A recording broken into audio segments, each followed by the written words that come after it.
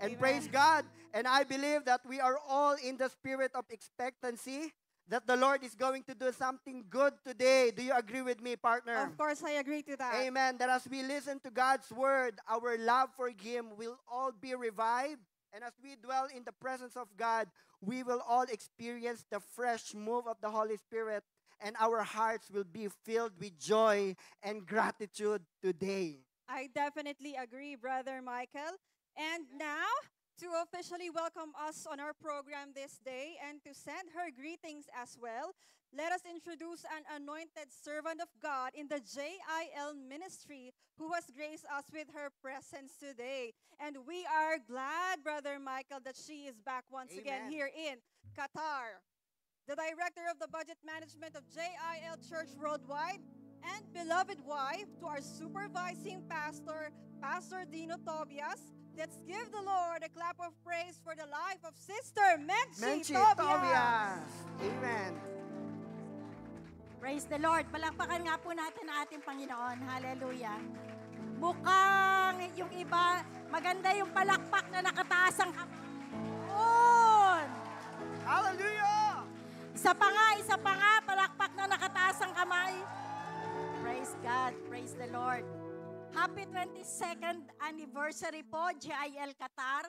Nakakatuwa po sapagkat binalik kami ng Lord dito at kanina sa ating pong awitan at pagsamba sa Lord. Talaga pong tayo ay hindi po na ng Panginoon. Amen? Naramdaman po natin ang pagkilos ng Lord. Talaga nga pong ang Lord kapag tayo ay worshiping Him in truth and in spirit, hindi pwedeng hindi bababa ang kanyang presence. Amen? Naniniwala ka ba doon? Tanong mo sa katabi mo. Amen. Amen. Praise God. Praise the Lord.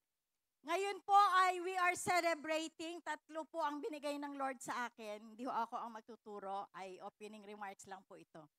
We are celebrating God's goodness, God's faithfulness, and God's presence. 3 ho yun nilagay ng Lord sa aking puso na ito po ay nagse-celebrate po tayo na hindi lamang po sa JIL Qatar.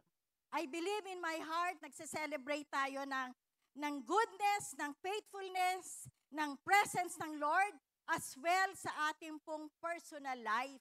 Amen? Mukhang wala. No? Amen. Yan. Paririnig ho natin sa sa atmosphere, no? Paririnig po natin sa sa principalities of this air, no?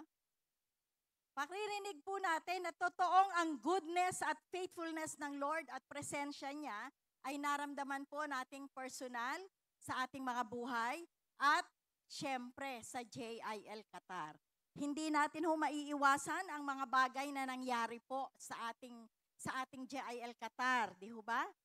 Nagdaan po ito sa makitid na daanan. Nagdaan po ang ating JIL Qatar sa problem, sa problema, sa pagsubok. Pero alam niyo po ba, nandun man po tayo, nagdaan man po na ang JIL Qatar, ang naaalala po natin ay ang goodness, faithfulness, and presence ng Lord sa ating mga buhay. Pwede ho bang palakpakan natin ang Lord? Pwede ho bang sabihin ho natin, tayo sabay-sabay ho tayo, parinig ho natin sa presensya ng Holy Spirit sa ating kalagitnaan.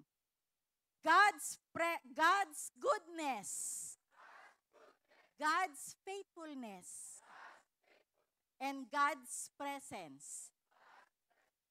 Kung bakit po tayo nakatindig ngayon sa ating kalagitnaan ho, nakatindig tayo sa personal na buhay ho natin, nakatindig tayo, dumaan man tayo sa mga pagsubok. Sabi nga po ng isang versikulo sa Bible, maging ang tulo ng ating luha ay binibilang ng Lord. Di ho ba? Hindi na sayang na ang ating luha ay pumatak. Binilang ng Lord yun. So, ibig pong sabihin, kaya tayo nakatayo po ngayon, ay naaalala natin ang mga bagay na ginawa ng Diyos sa ating mga buhay. Totoo po pala, JIL Qatar, buhay ang Diyos ng JIL Qatar. Amen. Palakpakan natin ang Panginoon. JIL Qatar, buhay ang ating Diyos.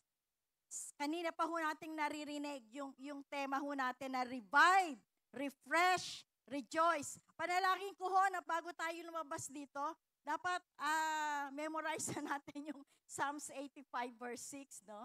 Maiksi lang naman, no? Siguro po mamaya magtatawag si pastor mamaya.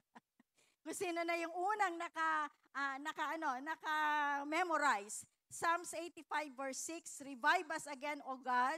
I know you will give us a fresh start. Then all your people will taste your joy and your gladness. Alam niyo po ba itong ating declaration ng tema na to? We are praying and asking our God for more of His great and wondrous deeds or move. Yun pong ibig sabihin niyan eh. We are asking God of more of His great and wondrous move. We are asking God of more of His new things. Sino ho gusto rito yung new things? Yung iba ho ayaw, no? Gusto nyo all things. New things. We are praying and asking God for more of His great and wondrous. Nakaka-excite po yun eh. Nakaka-excite yun. Great and wondrous things. Sige nga, mangarap ka ngayon habang nakaupo ka. Pangarapin mo yung naiisip mong panalangin. More of His great and wondrous move. More of His new things. Ako, ang ganda-ganda ho nun. Pag binibili ho ako ng bagong bag ni Pastor Dino, gustong-gusto ko agad na gamitin. Bago eh, di ba? New bag, new things. More of His presence. Hindi lamang po, of course, sa ating mga buhay na nandito kayo sa Qatar. Hindi lang po doon sa mga pamilya na nire-represent po ninyo. Hindi lang ho doon. At higit sa lahat ho, we are praying for God's presence dito po sa JIL Qatar. At pag nangyari po yun, mga kapatid, ang Diyos ho natin, prayer natin yun eh, sa Psalms 85 verse 6, mga kapatid, hindi po nagbibiro ang Lord. Our God is an answering God. Tama ho yung sinasabi ho na ating dalawang MCs na to.